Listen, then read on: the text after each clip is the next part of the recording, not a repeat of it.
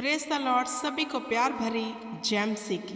मेरे प्रिय भाई बहनों, आप सबका स्वागत है पवित्र आत्मा की आवाज़ चैनल के ऊपर नए वचन के साथ। जी हाँ, आज का जो वचन मैं लेकर आई हूँ, जो आज का टॉपिक मैं लेकर आई हूँ, तो मेरे प्रिय भाई बहनों इसको गौर से सुनना, अंत तक सुनना इस टॉपिक को, कि ऐसे लोगों से दूर रहें। जैसे वचन कहता है, सदूकी और फरीसियों के खमीर से चौकस रहें।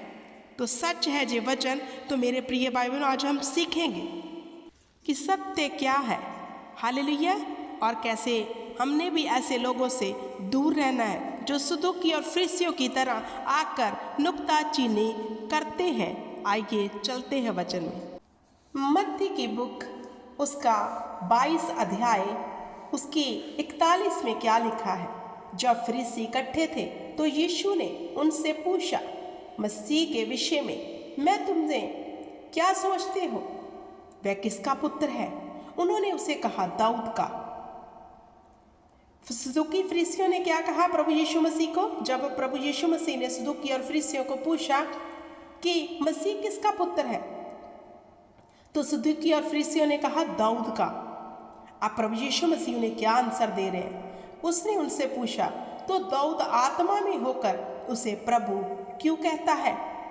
प्रभु ने मेरे प्रभु से कहा, मेरे दाहिने बैठ, जब तक कि मैं तेरे वैरियों को तेरे पांव के नीचे ना कर दूं।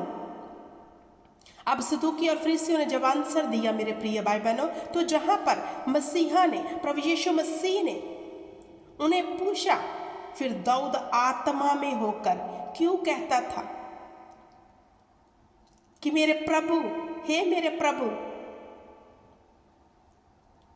क्यों वो कहता था प्रभु? हालेलुया। वचन कहता है, भला दाऊद उसे प्रभु कहता है तो वह उसका पुत्र कैसे ठहरा? अब प्रभु यीशु मसीह सदूकी और फरीसियों को कह रहे हैं, अब दाऊद तो उसे प्रभु कहता है, फिर उसका पुत्र कैसे ठहरा? मेरे प्रिय भाई बहनों, जहां मैं एक बात बताना चाहती हूँ, जो सदूकी और फरीसी थे इसी आड़ में थे, कब प्रभु यीशु मसीह को उसकी बातों में फंसाएं। आज की दौर में भी ऐसे सदूकी और फरीसी घूम रहे हैं जो बहुत सा ज्ञान इकट्ठा करके टिप्पा टिप्पणी करते हैं, हर बात में नुक्ताचीनी करते हैं। वो नुक्ताचीनी करते हैं, ये कैसे है, वो कैसे है। आज भी सदूकी और फरीसी हैं, लेकिन जहाँ पर जब सदूकी और फरीसियों को पूछा गया कि मसीह किसका पुत्र है, उन्होंने ज्ञान के अनुसार क्या कहा? दाऊद का। तो प्रभु यीशु मसीह जहाँ पर कह रहे हैं, अगर वह दाऊद का पुत्र है तो फिर दाऊद आत्मा में होकर प्रभु क्यों कहता है उसे? भला दाऊद उसे प्रभु कहता है तो उसका पुत्र कैसे ठहरा? उसके उत्तर में कोई भी एक बात ना कह सका। जब प्रभु यीशु मसीह ने ऐसा कहा, उनको आंसर दिया, तो किसी को कोई बात भी ना आई, क्योंकि वह सब के सब ये सोच में पड़ गए। हालेलुया।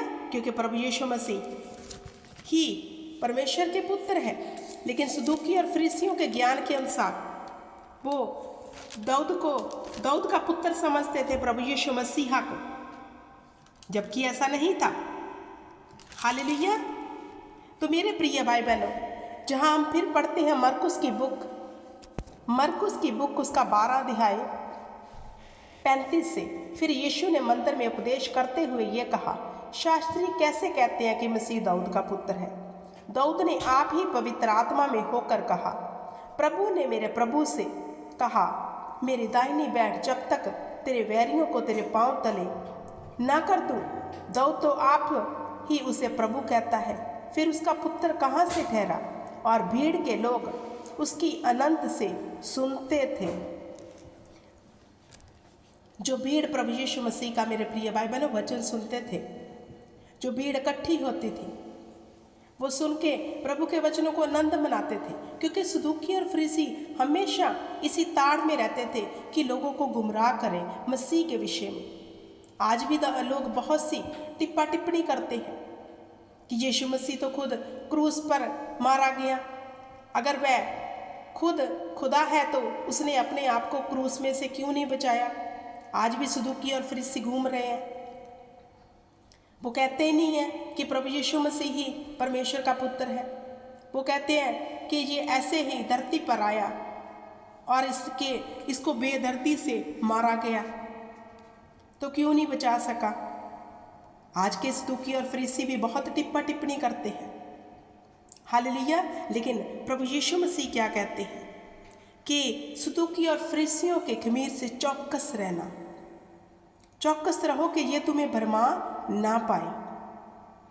आज भी मेरे प्रिय भाई बहनों, आपके जीवन में ऐसे लोग आते होंगे जो आपको कहते होंगे कि तूने अपना धर्म छोड़ दिया, तूने ये गोरों के गुरु को क्यों अपना लिया, जो तेरे लिए नहीं है।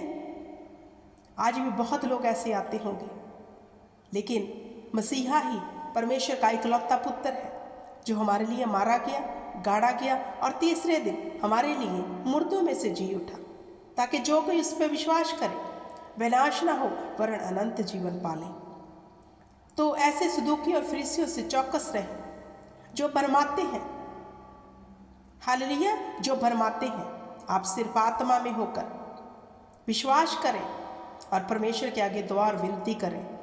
कभी भी उस पर डाउट मत करें, शंका मत करें और अज्ञानता में ना रहें, क्योंकि मेरे प्रिय भाई बहनों, जब हम वचन नहीं पढ़ते तो अज्ञानता आती है। जब अज्ञानता आती है हम विश्वास नहीं कर पाते। लेकिन मसीह कहता है तू विश्वास कर, क्योंकि विश्वास से ही तू धर्मी ठहरा है। हम अपने कामों से नहीं वरन विश्वास से धर्मी ठहरेंगे। अब हमारा विश्वास कैसा है प्रभु के ऊपर?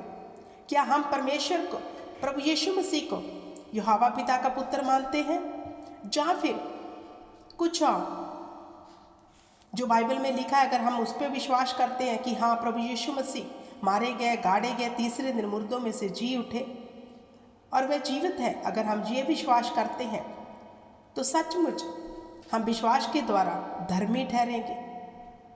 हमारा विश्वास हमें धर्मी ठहराता है।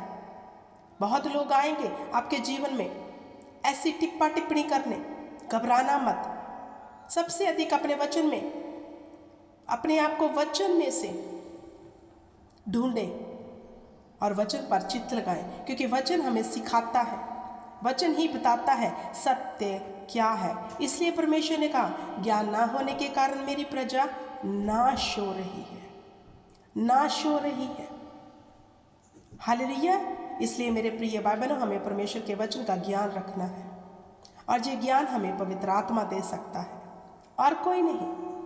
पवित्र आत्मा हमें आने वाले समय की बातें बताता है। पवित्र आत्मा के वसीले से हम प्रभु को हे प्रभु कहते हैं, क्योंकि बिना आत्मा के हम प्रभु को प्रभु भी नहीं कह सकते।